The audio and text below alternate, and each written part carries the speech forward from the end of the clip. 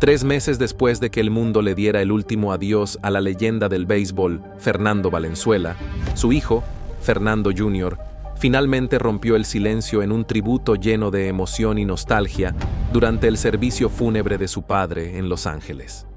En aquel momento conmovedor, Fernando Jr. compartió las palabras llenas de amor y dolor que pronunció al despedirse de El Toro. No te vayas todavía. Pero Fernando Valenzuela no solo fue un símbolo del béisbol, sino un fenómeno que marcó una era, inspirando a incontables personas desde el corazón de México hasta las dinámicas calles de Los Ángeles. Su magistral desempeño en el montículo con los Dodgers en los años 80 lo convirtió en un verdadero ídolo, especialmente para la comunidad latina.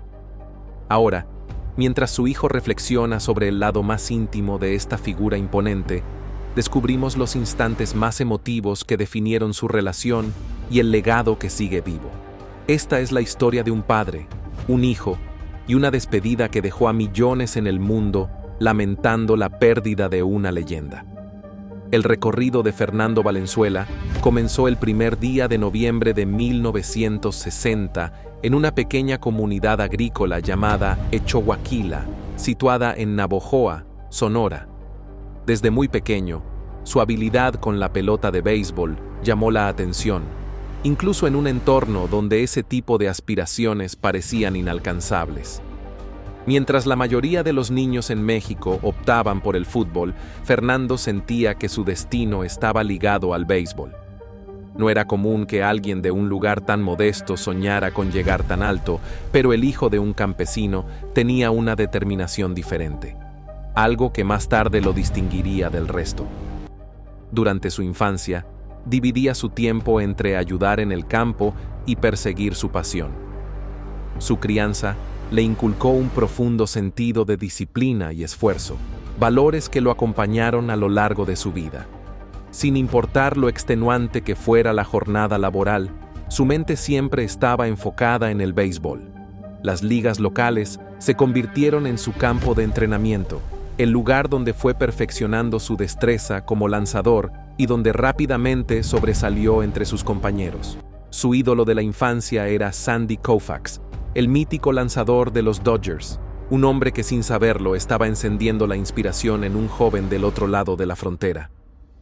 A medida que el talento de Fernando se desarrollaba, aquel sueño que parecía inalcanzable empezó a parecer posible.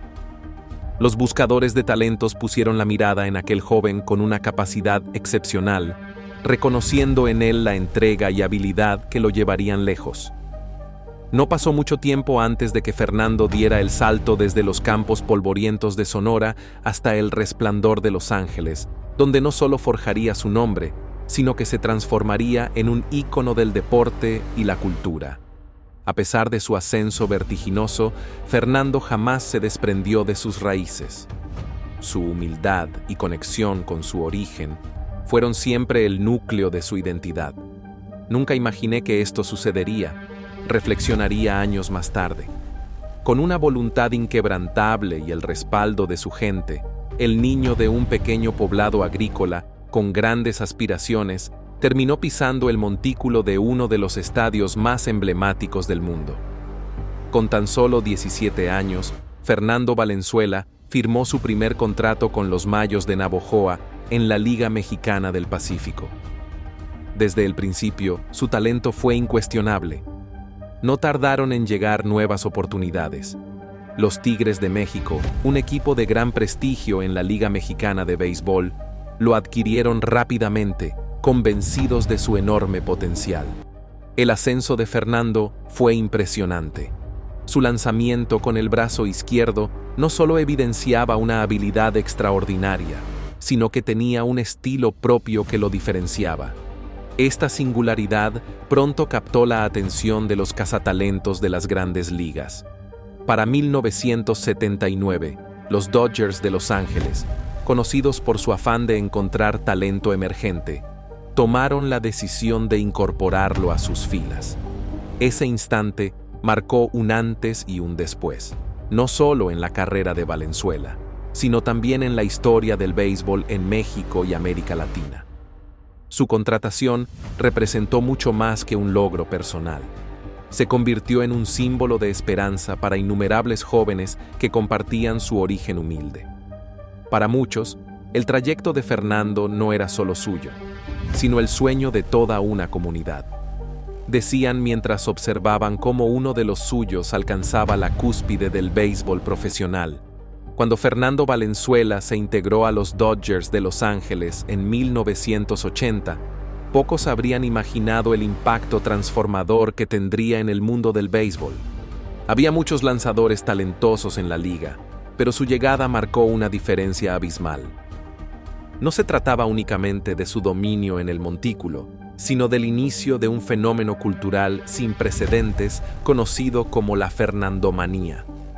Esta ola de entusiasmo rebasó los límites del deporte, cimentando un legado que trascendió mucho más allá del juego mismo.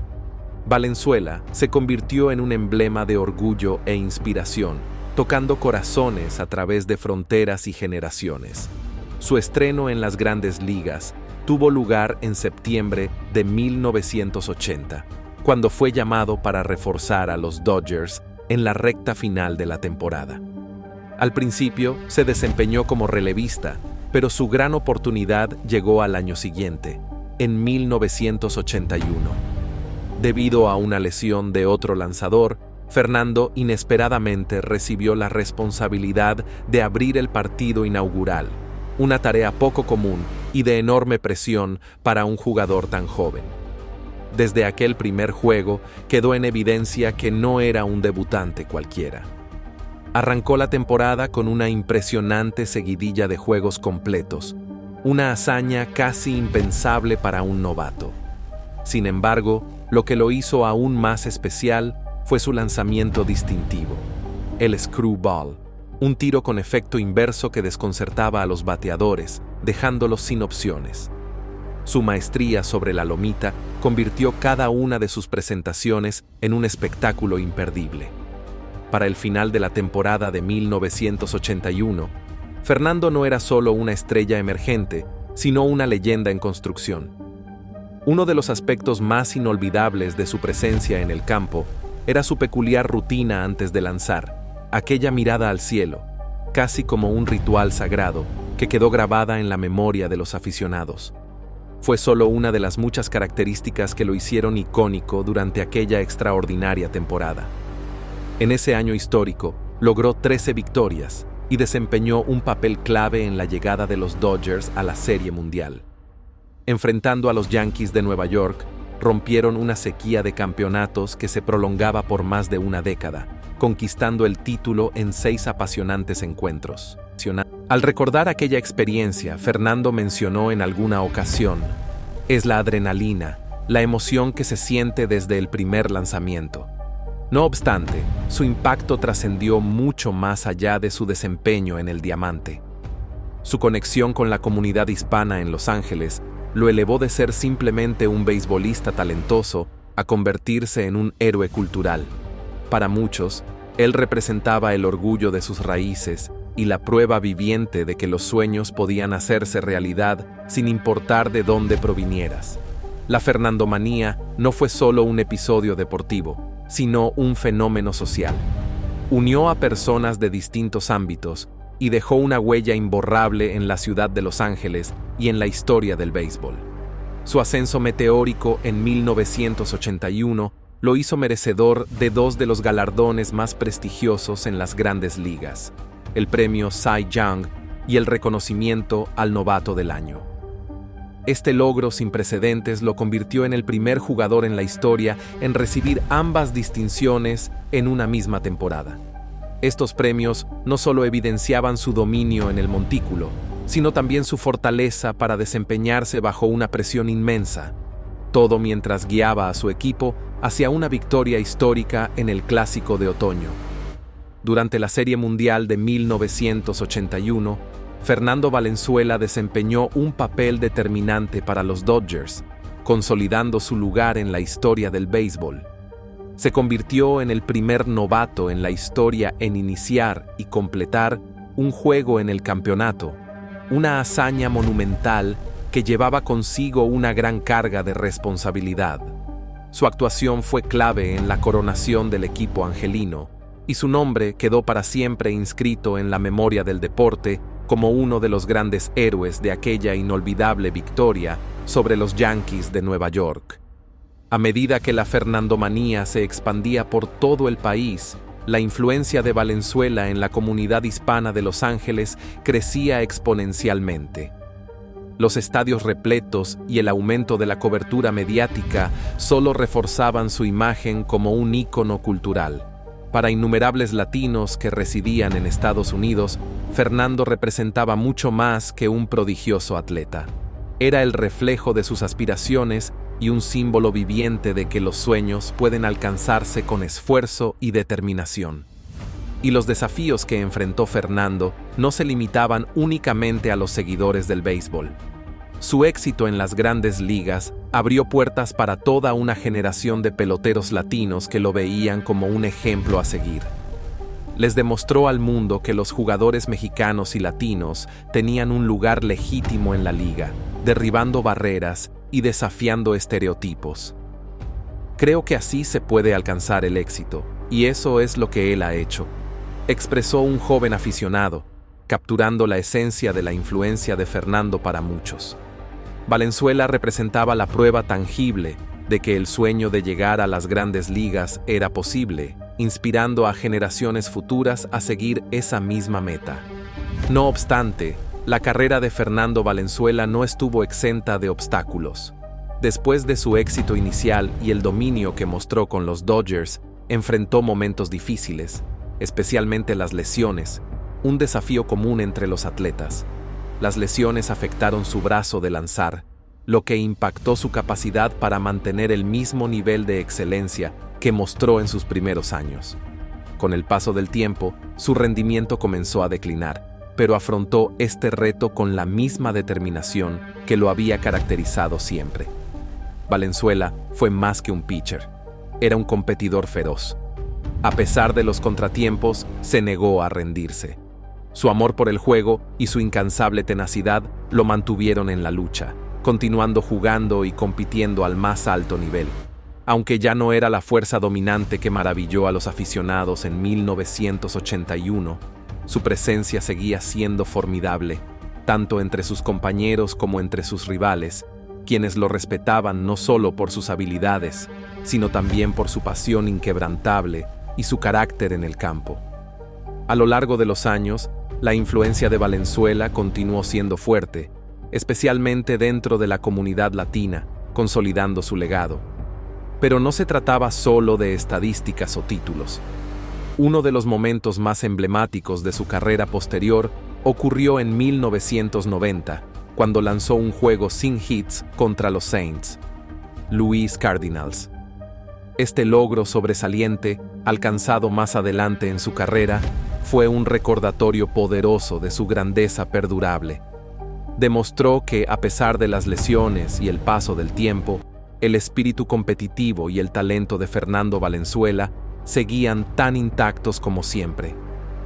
Romina no quería que su madre hiciera negocios conmigo, no estaba de acuerdo en que emprendiera nada.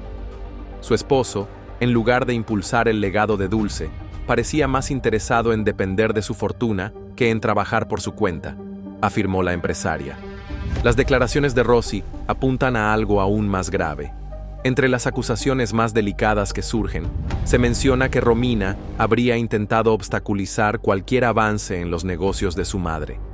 Según la empresaria, incluso antes del fallecimiento de la cantante, su hija se oponía rotundamente a cualquier acuerdo. Dulce tenía que pedirle permiso a su propia hija para seguir adelante con sus proyectos. ¿Cómo es posible que alguien que lo dio todo por su familia tuviera que justificar sus decisiones?, Zrenia cuestionó Rossi. Otro punto clave en esta controversia es la supuesta intervención del esposo de Romina en la crisis de los negocios de Dulce. Según la empresaria, él se presentó como intermediario en el desarrollo de la línea de maquillaje, pero jamás concretó reuniones ni mostró interés genuino en el crecimiento del proyecto. Parecía más preocupado por asegurarse un beneficio económico que en realmente hacer prosperar el negocio, comentó Rossi. A pesar de que Dulce había dejado claro que las ganancias de sus emprendimientos serían para su hija y su nieto, la actitud de Romina ha sido interpretada como acaparadora y autoritaria. Dulce siempre tuvo presente el bienestar de su familia, pero parece que esa confianza no fue recíproca, expresaron allegados. ¿Cómo es posible que alguien intente sabotear lo que al final era para su propio beneficio?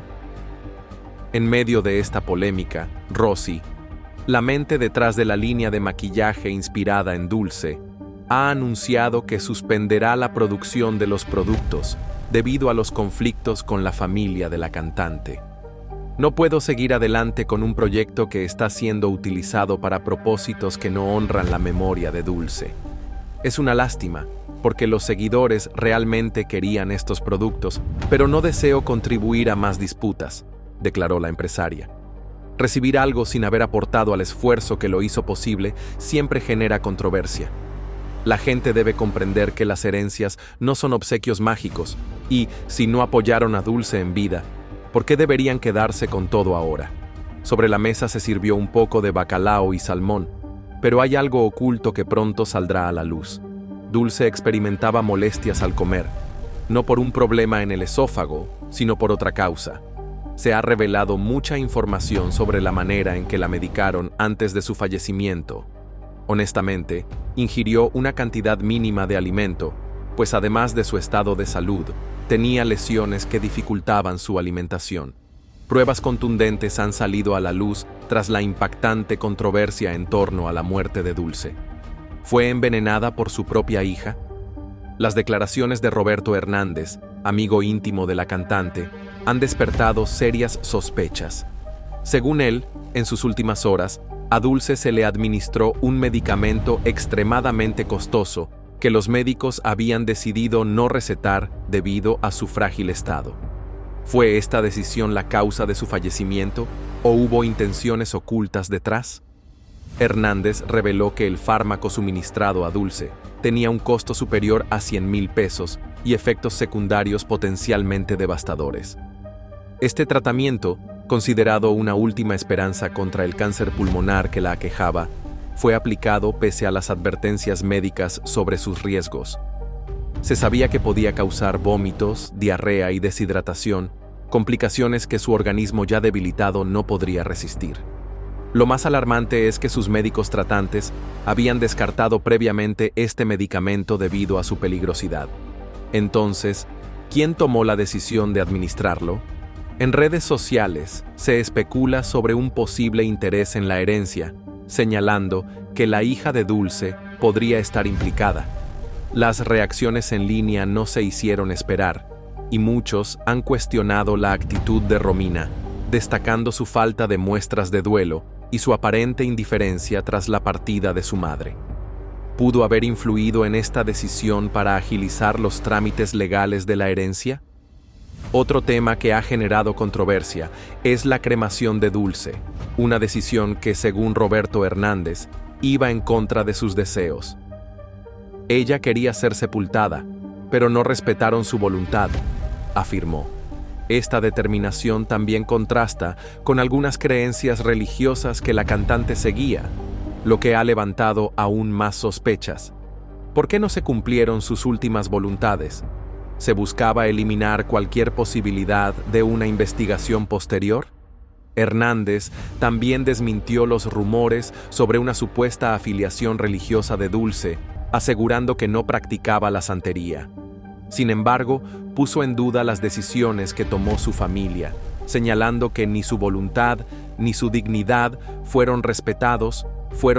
Sin embargo, la salud de Valenzuela comenzó a deteriorarse en sus últimos años. El 1 de octubre de 2024 se anunció que había sido hospitalizado debido a una enfermedad no revelada. Al día siguiente, los Dodgers confirmaron que no estaría en la cabina de transmisión por el resto del año para centrarse en su salud. Tristemente, el 22 de octubre de 2024, Valenzuela falleció a los 63 años, solo 3 días antes de la Serie Mundial 2024 entre los Dodgers y los New York Yankees.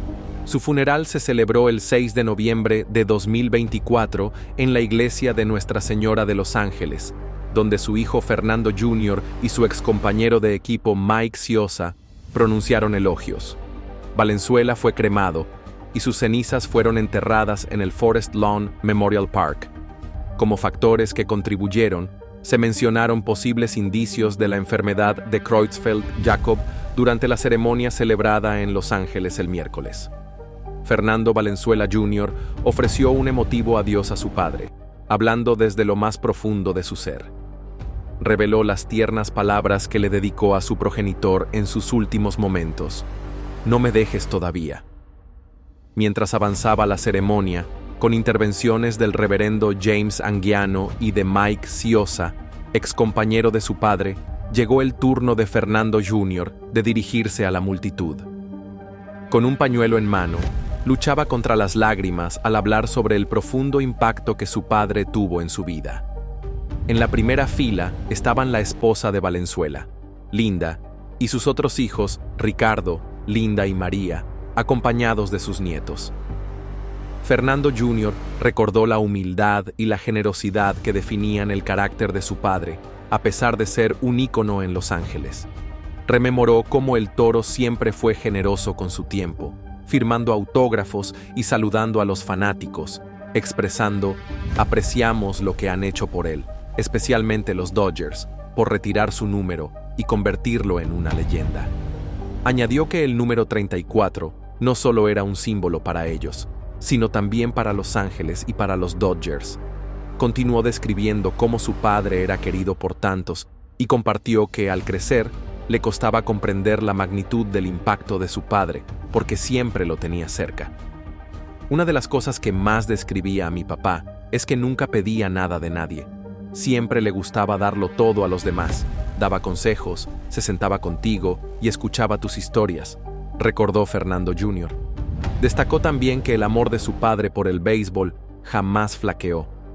«Mi papá fue un niño toda su vida», dijo con una sonrisa. Le encantaba jugar al béisbol tanto que incluso a los 46 años, después de su carrera con los Dodgers, seguía lanzando en la Liga Mexicana del Pacífico. Le gustaba tanto que jugaba gratis, incluso en campos de tierra, solo para lanzar una recta por el centro. Lo que más extrañará a Fernando Jr., mencionó, son las lecciones que su padre le impartió. Palabras simples pero poderosas de sabiduría que moldearon su vida. Su consejo siempre resonó: llega a tiempo, haz las cosas bien, sé respetuoso y siempre trabaja duro en lo que sea que hagas, compartió Fernando Jr., visiblemente emocionado. El momento más conmovedor fue cuando recordó su último intercambio con su padre. «Creo que lo último que le dije fue: papá, no me dejes todavía, no me dejes. Eres una parte tan grande de mi vida y aún necesito tu consejo, aún no lo sé todo». Y él me dijo: «Sabes lo suficiente, sabes lo suficiente».